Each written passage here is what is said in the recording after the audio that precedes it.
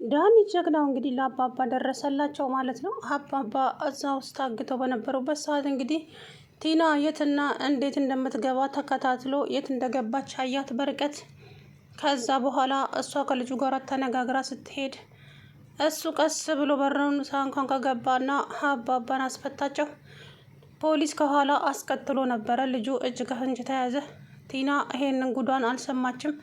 እቤት ሄዳ ትሁትን ውሃ ስጭኝ ውሃ ጠምቶኛል አለቻት። ከዛ በኋላ ትሁትዬ ብዙም አታስቢ አባዬ ይገኛል እሺ አለቻት። ትሁትም ደግሞ ተስፋ አለኝ መቼስ ምን ይደረጋል ቲና፣ የአባዬ ነገር ግን በጣም አሳስቦኛል። አባዬ ለሰው ልጅ ክፉ አልነበረም። ቲና ከመቼውም በላይ አሁን እገዛሽ ያስፈልገናል። ስለዚህ እባክሽን ይገኛል ትሁት አታስቢ ያልኩሽ እኮ ደሞም ደህና ነው ምንም አይሆንም አለቻት። እንዴ ቲና ማለት ያለበትን ታውቂያለሽ እንዴ ስትላት ምላሷ ተሳሰረ ቲና። ከዛ በኋላ ዳኒ ትሁትን ጠቀሳትና ዝም በይ በቃ አንቺ ብቻ ጸባይሽን እንዳትቀይሪ ሁሌም እንደዚህ ሁኝላት እሺ። እናንተ ጸባያችሁን ከቀየራችሁ ሽማግሌውን በህይወት ላታገኙ ትችላላችሁ። ምክንያቱም እሷ ቆርጣለች አሁን። እናም እናንተ በጸባይ ያዟት አላት ትሁትን። ትሁትም ደግሞ አረ ችግር የለውም እሺ አለች። ከዛም እንግዲህ ቲና ድራፍቷን ልታ ከዛም ስትወጣ ጠጥታ ዳኒን ያገኘችው መንገድ ላይ። እንዴ ከየት ነው ብቻሽን የምትንቀሳቀሽው? ድሮ እኮ ለእኔ ሳታማክሪኝ የትም አትሄጂም ነበረ። አሁን ግን በጣም ድብቅ ሆነሻል ቲና። ምን ሆነሽ ነው? እውነት ለመናገር በጣም ድብቅ ሆነሻል። ምንም እየነገርሽኝም አይደለም። እኔም ደግሞ አላስጨንቅሽም እያልኩኝ ዝም እላለሁ። ቲና እባክሽን ብቻሽን አትንቀሳቀሺ፣ ላንቺም ጥሩ አይደለም። ስለዚህ ብቻሽን መንቀሳቀሱ ላንቺ ህይወትሽ ላይ አደጋ ማምጣት ስለሚችል፣ ስለዚህ እባክሽ ተረጋግተሽ አስበሽ እያየሽ ተራመጂ አላት። ዋና ጠላቷ እሱ መሆኗን አታውቅም ቲና። ከዛም አታስብ የኔ ፍቅር፣ ከዚህ በኋላ እኔና አንተ በፍቅር በደስታ የሀብት ማማ ላይ ቁጭ ብለን ሀብታችንን ስንመራ እኮ ይታየኛል አለችው። ይሁን እስቲ ይሳካልሽ፣ ሌላማ ምን እልሻለሁ አላት። ከዛ በኋላ እሷም እሺ ችግር የለውም፣ እሷም ደግሞ ችግር የለውም፣ እኔ ብቻ የምፈራው አንቺ የሆነ ነገር እንዳትሆኝ ብዬ ነው ትሁት። ራስሽን እየጠበቅሽ እሺ፣ አንቺ የሆነ ነገር ከሆንሽ ራሴን መቼም ይቅር አልለውም አላት ቲናን። ከዛ በኋላ አታስብ የኔ ፍቅር፣ እኔ እየተጠነቀቅኩኝ ነው የምራመደው፣ ስለዚህ ለእኔ ብዙም አታስብ አለችው። ነገር ግን ቲና እሱን እየተደበቀች ልጁ ጋር እየሄደች እንግዲህ አባባን እያስፈራራቸው ትገኛለች። እሳቸውም ደግሞ ከሀሳቤ መቼም ፈቅ አልልም፣ የፈለግሽውን ነገር ማምጣት ትችያለሽ እንጂ መቼም አልሰጥሽም ቲና። ከዛም ዳኒ አሁን ጨዋታው ተጀመረ ማለት ነው። ከዚህ በኋላ የኔና የአንቺ ጨዋታ የሚጀምረው አሁን ነው። እመኚኝ ቲና፣ እንደዚህ እንደፎከርሽማ እኔ ባላሸንፍሽ ዳኒ አይደለሁም እያለ የትና እንዴት እንደምትንቀሳቀስ መከታተል ጀመረ። ትሁትንም ደግሞ ቃል ገባላት ዳኒ። እመኚኝ ትሁት፣ ግን ዳኒ እየተጠነቀካት፣ ምክንያቱም ቲና በጣም ከባድ ሰው ስለሆነች ለአንተም ላትመለስ ትችላለች። ምክንያቱም እሷ አሁን አባዬን ስላገተች ንብረቱን በሙሉ በካሌብ ስም ያዞርልኛል ብላ ነው ተስፋ ያደረገችው። ስለዚህ አንተ ደግሞ ከኛ ጋር ከጎን መቆምን ስታውቅ ሌላ ጉዳት እንዳታደርስብህ ጥንቃቄ እያደረግ ተራመድ እባክህን ዳኒ አለችው። ትሁት ቃል እገባልሻለሁ አባዬን እኔ ካላስፈታሁት እኔ ዳኒ አይደለሁም እኮ። እስካሁን ድረስ ያደረግከው አሁን መካካሻ ሊሆን ይችላል።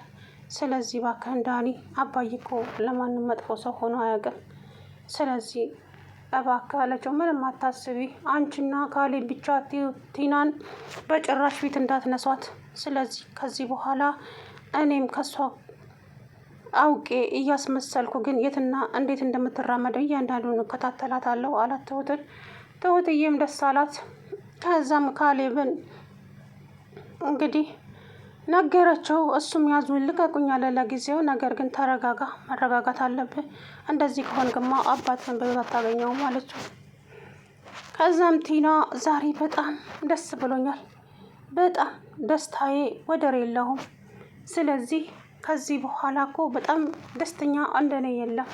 እንደው ምን አግኝተሽ ነው ሲላት፣ ያገኘሁትንማ ነገርኩ አይደል እንዴ? አሁን ወይን መጠጣት እፈልጋለሁ፣ እኔና አንተ ወይን እንጠጣ አለችው። ከዛም እሺ ግን ምን አስመልክተው ነው? ዝም ብለህ ጠጣ በእናትህ። ከዛም ወይኑን ጨረሱና እንድገም እንደ ሲላት፣ አይ ከደገምንማ ነገሮቹ ይበለሻሻሉ፣ ስለዚህ ይበቃናል። ከዚህ በኋላ እያንዳንዱን ነገር ግን ጥንቃቄ አድርጊ እሺ ሲላት፣ ምንም አታስብ። ሰላም ውድና የተከበራችሁ የቻናሌ ቤተሰቦች እንዴት ናችሁ? ደህና ናችሁ ወይ? አለሁ ደህና ነኝ። እንግዲህ ዳኒ እውነት ጀግና ነው አይገልጸውም። ነገር ግን ካሌብ በፍጹም ሊያምነው አልቻለም። ካሌብ እባክህን እኔ ከጎንህ ነው ያለሁት፣ ምናልባትም እስከ ዛሬ ያጠፋሁትን ጥፋት መካካሻ ሊሆነኝ ይችላል። ስለዚህ እባክህን ካሌብ ተረጋግተ ብቻ ምንም ጸብም ሆነ ጉልበት ሳትጠቀም እያስመሰልክ አንዴ አባትህ እጅ ላይ እስከሚገባ ድረስ ጸባይ ግዛ አለው። እሱም ደግሞ እንዴት አድርጌ ነው ጸባይ የምገዛው? ቆይ እንዴት በምን እንዴት አድርጌ? እኔ እኮ አልችልም ማስመሰል ሲል፣ ግዴታ ነው አባትህን በህይወት ማግኘት ከፈለግ ማስመሰል አለብህ። እመነኝ ግን እኔ እዚህ ነገር ውስጥ እጄ እንደሌለበት አስረግጬ ነው የምነግርህ። ማመን አለማመን ግን ያንተ ጉዳይ ነው። አዎ ዳኒ እዚህ ነገር ውስጥ የለም። ነገር ግን ደግሞ እንዲያግዘን እኔ ነኝ የለመንኩት። እባክህን ካሌብ ተረጋጋ አለችው ትሁት። ከዛም ትሁት እንዴ የእነሱስ እሺ፣ አንቺ ደግሞ ምን አቅም ሰዎች ነው? ቆይ ምን እያልሽ ነው? ጭራሽ ለእነሱ እየሸፈንሽላቸው ነው እንጂ አይደለም ካሌብ፣ እውነቴን ነው የምልህ ዳኒ እዚህ ነገር ውስጥ የለበትም። ለዳኒም ራሱ አሁን ላይ ምንም እየነገረችው አይደለም። ስለዚህ አንተ ተረጋግተህ አባትን ማግኘት አለብህ አለችው። እንግዲህ ከዚህ የበለጠ ምንም ልነግርህ አልችልም፣ እንደፈለግክ ማድረግ ትችላለህ አለችው። እሺ ትሁት አላት። ከዛም ዳኒ እንግዲህ ወይናቸውን ከጠጡ በኋላ ተደብቃ እሷ ታክሲ ውስጥ ገብታ እንግዲህ ስትሮጥ፣ እሱም ደግሞ የሆነ ታክሲ ጠራና ቶሎ በል ቶሎ በል ቶሎ ፈጥነ ድረስልኝ በእናትህ የሆነ ሰው እየተከታተልኩኝ ነው አለ። ባለ ታክሲውን ቶሎ መጣለትና ከዛም ተከትሏት ሲሄድ እንግዲህ ከልጁ ጋር ቆማ እያወራች ነበረ። ቲና ደግሞ ወሬዋም ከዚህ አሁን የሰጠሽኝ ገንዘብ ስላለቀ ገንዘብ ጭማሪ እፈልጋለሁ። አይ ካልሽ ግን አሁን የሰውየውን ትቼ ወደ አንቺ እንደምዞር እንዳትጠራጠሪ አላት።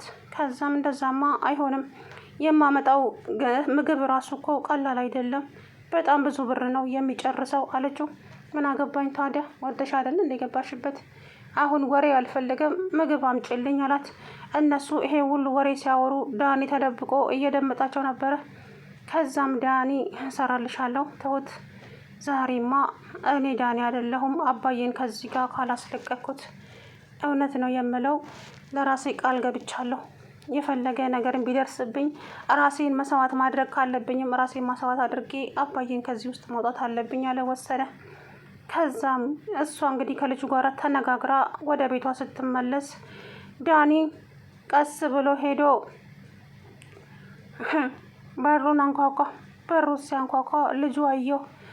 ከዛ በኋላ ልጁ ካየው በኋላ ምንድን ነው ምን ፈልገ ነው የመጣኸው ሲለው፣ ከዛ ዳኒ ልጁን አንዴ በቦክስ መታውና ፖሊሶች ከኋላ ነበሩ። ፖሊሶች መታው ልጁን ቀባ አደረጉት። ዳኒም አባባን ከታሰረበት አስፈታው። በጣም ደስ ይላል የእውነት። እንደው እንግዲህ ቲና ይሄንን ጉዷን ስትሰማ ነገር ግን አልሰማችም። ዳኒ ይሄንን ነገር ማድረጉ በፍጹም አታውቅም ማለት ነው። ያወቀች ቀን ግን ምን እንደሚፈጠር ማሰብ አይከብድም። እንግዲህ ደግ አደረጋት ብዬ ነው ማስበው። ምክንያቱም ለአባዬ ብዙ ነገር አድርጋለች፣ ብዙ ነገር አድርገዋለች። አስራስ እስከ መግረፍ ድረስ እንደ ሕፃን ልጅ በጥፊ እየወለወለች አኑረዋለች። አባዬም ደግሞ ቆይ ከነገ ዛሬ ይሻላል ለልጄ ስል ዝም ልበል እያሉ ሁሉንም ነገር በትዕግስት እያለፉ ነበረ። ግን ይባስ ብላ አሳገተቻቸው። አሁን ንብረቱን በሙሉ በስሜ በልጅ ስም ታደርጋለህ።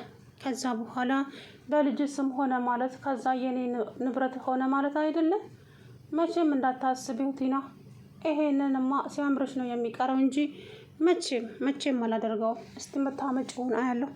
እንግዲያውስ በህይወት ፈርደሃል ማለት ነው ስትለው፣ አዎ እንግዲህ እሱን ገዳይ ነሽም ፈጣሪ ብቻ ስለሆነ ምንም እንዴ በፈጣሪም እተማመናለሁ።